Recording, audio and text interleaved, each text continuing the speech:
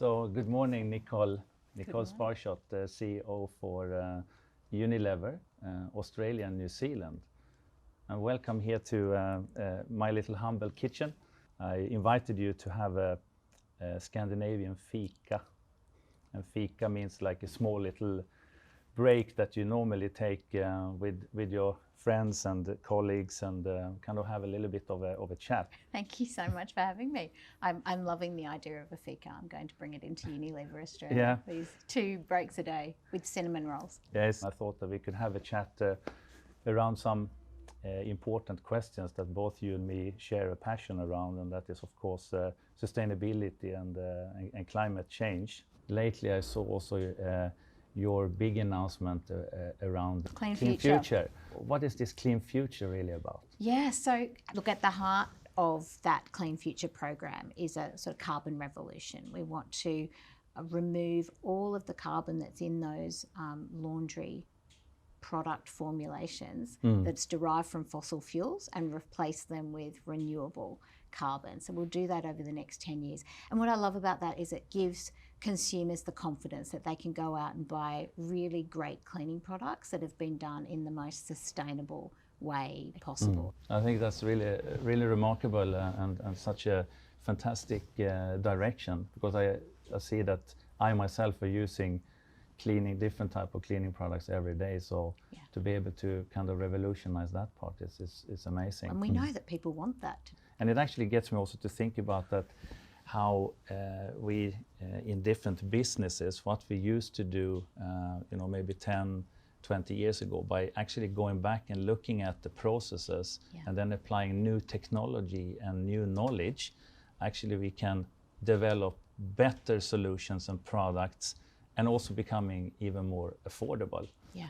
So part of Unilever's recent commitment was to set aside a €1 billion climate and nature fund. And the intention of that is to be able to give our brands the opportunity to invest in innovation and technology and ideas that will allow us to come up with really creative solutions that drive growth, but in a sustainable way and in a way that has a really regenerative impact on the planet. So really exciting, bold commitment from Unilever. Fantastic to hear.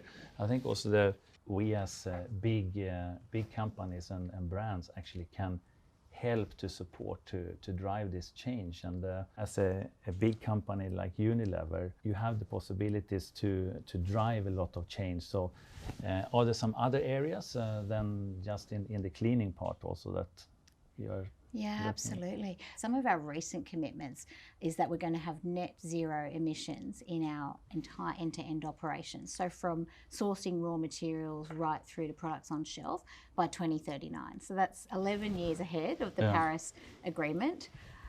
We're also then going to partner with suppliers that set themselves really ambitious science-based targets, so that we're making sure that through the value chain we can make the right decisions that drive a sustainable growth agenda.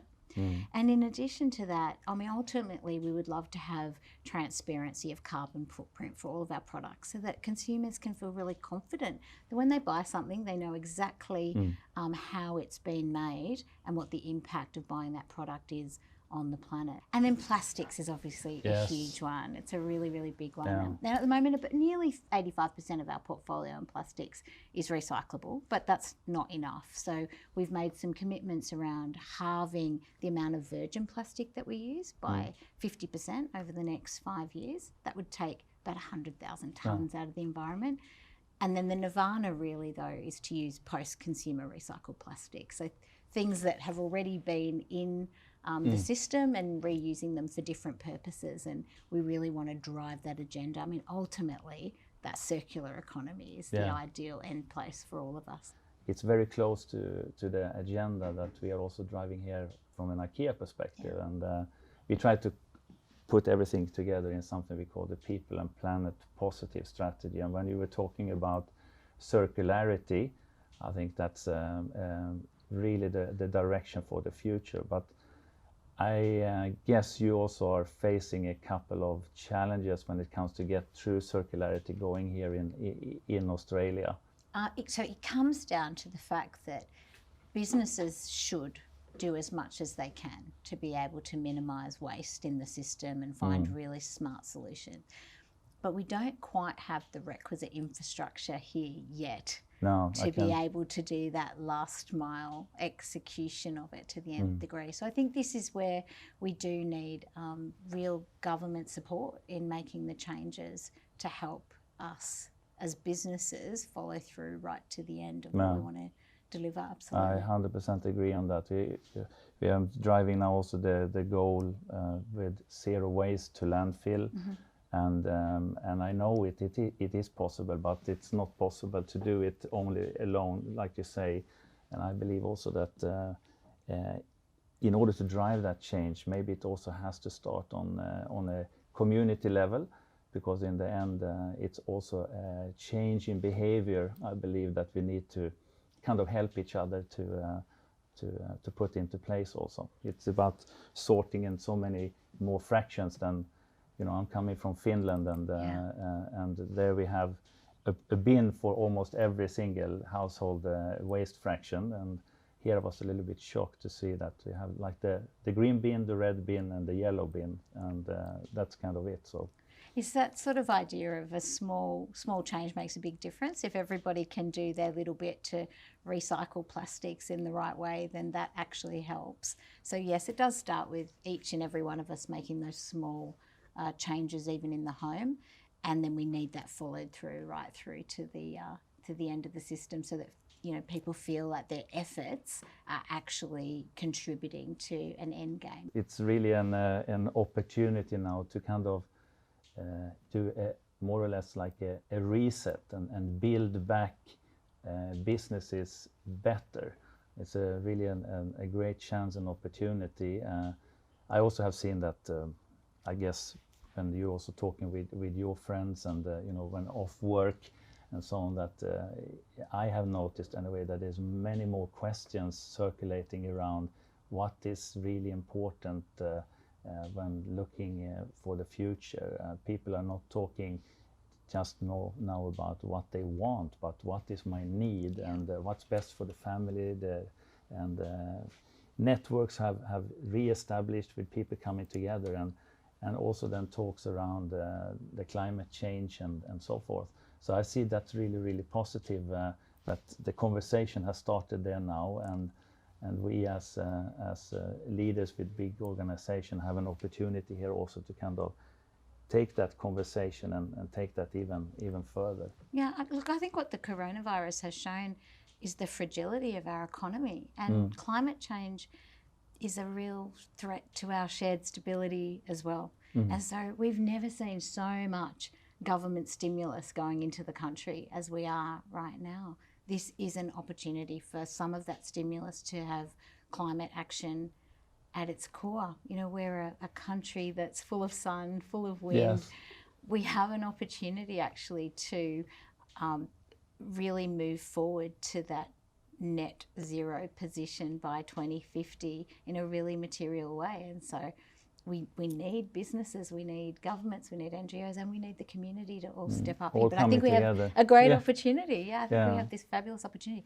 And what I've really enjoyed seeing is that much more bipartisan approach to the management of corona in this country. It shows that when people can put their differences aside to focus on something that has a true collective benefit, some really remarkable things can be done. So I would love to see the biggest ambition loop that we've ever seen before to help us navigate the changes that we need to make to improve the situation on climate.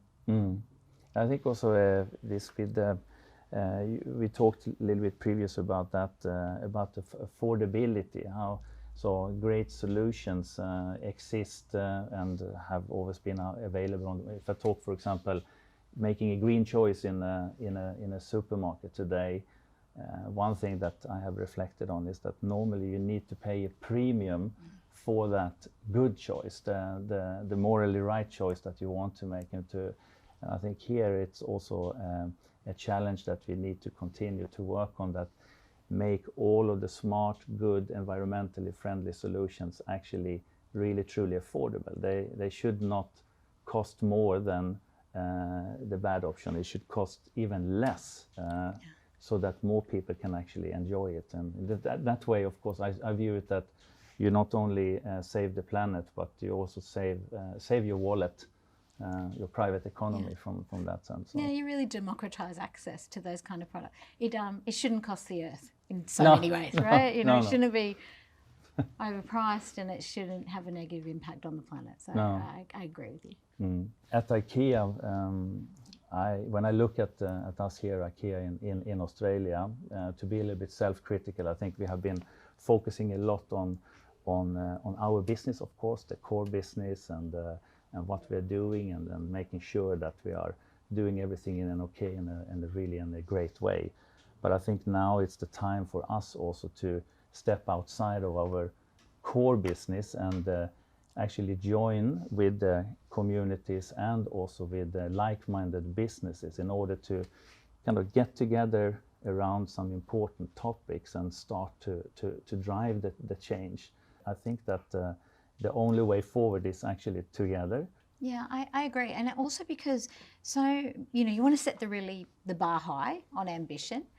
And sometimes there's a really clear path to how you're going to get there. And sometimes it's very unclear. You have to decide how you're going to deliver the outcomes that you set. And I think where we can share best practice, where we can put more brains around the table to come together to crack solutions, where we can create the right ecosystems that allow us to leverage each other's capability, I think that can only serve to help us. I noticed that you've got 100%, nearly 100% of your fleet will be electric. Yeah, for home delivery, yes. Which is fantastic. So congratulations on that. That's an area that will become much more important for our business, and it would be good to share best practice. There are other areas where we may be leading the way and can share as well. And this is also where I think, the government can set the bar higher as well on their ambition, and maybe put in place some policies that allow for that transformational change to happen.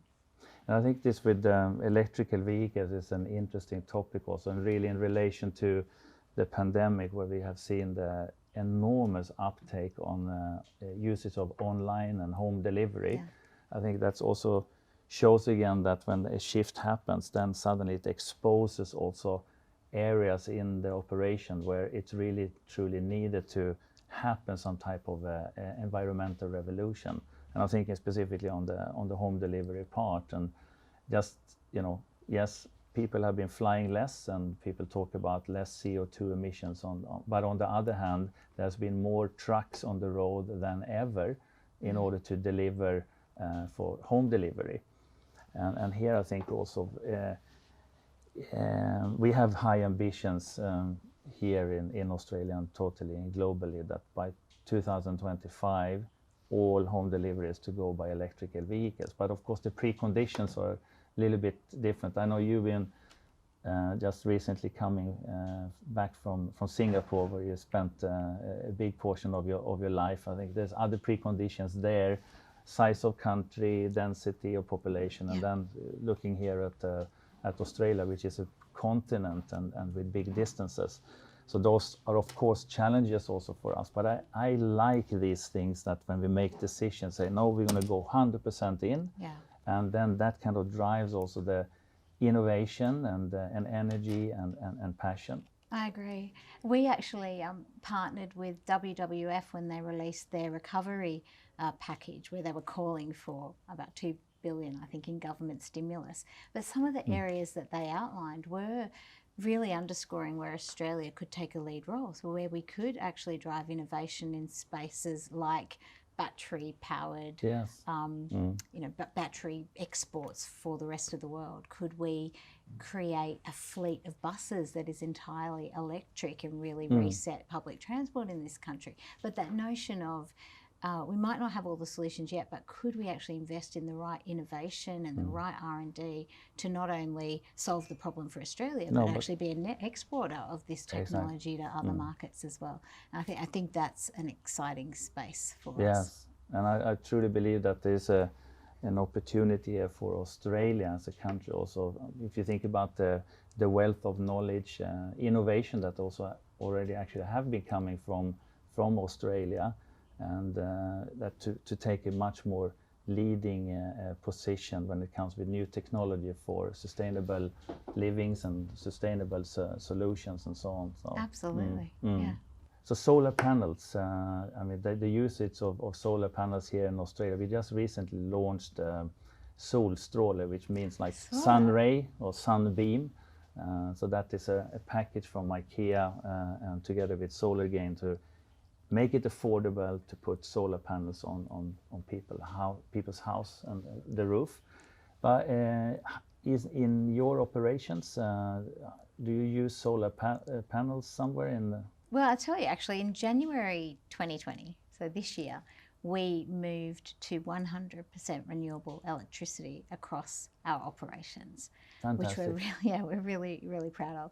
There's more to do, and the next step for us is to have a look at where we're using gas in our operations and can we replace that with other greener sources of energy, which could be solar, thermal, etc. So we're working through that now, but you're right, we've sort of taken one step forward, now we need to take the next one, but we're making some good progress in that space. Oh, fantastic.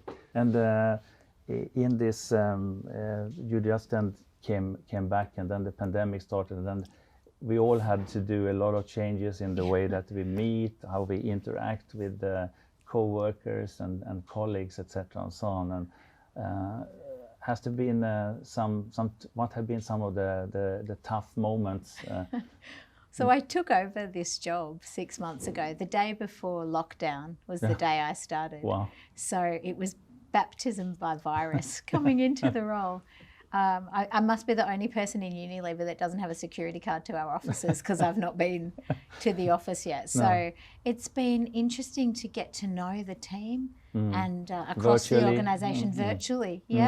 And whilst it wasn't quite how I expected I would come into this business, I actually think maybe I've also been afforded an intimacy that I would not have otherwise got had we been in the office. You know, I've been able to meet people at their kitchen table or in their backyard or at their in their on their couches. I've met their partners and their children and sometimes their pets. And that's kind of nice to be very much in someone's home as you get to know them and as you work together. So it's been definitely an interesting experience, but been remarkable how quickly people adapt. Yes, and it feels really like what we're talking about here now is that we are actually on a journey to rediscover things that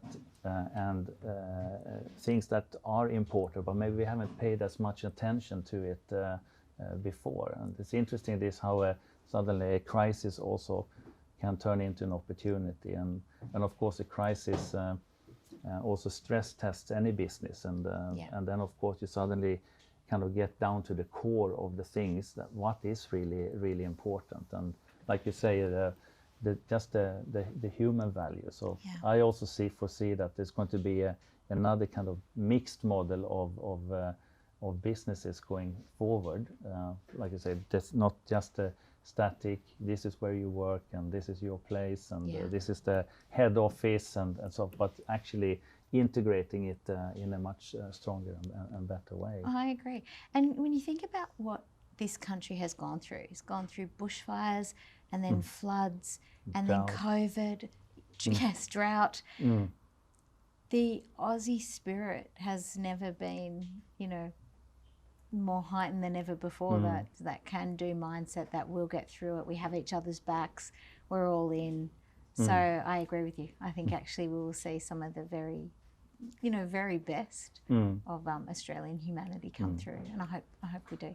Yeah, and there's so many examples also of where finally big changes can start very small, and then when it's building the momentum. I've been also so encouraged and inspired from the climate protests and actions that actually have been coming from the young adults and the children that's been going out to the street and to voice up, and that gives me also even more stronger energy for every day to do a little bit better and to drive these important questions around the climate change. And it's been remarkable to see.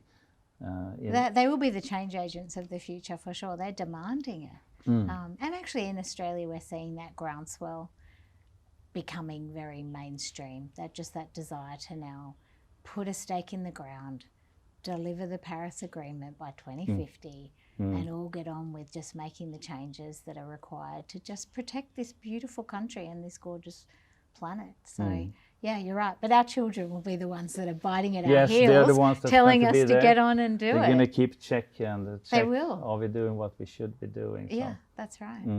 So Nicole, it's been really wonderful to have this chat with you here.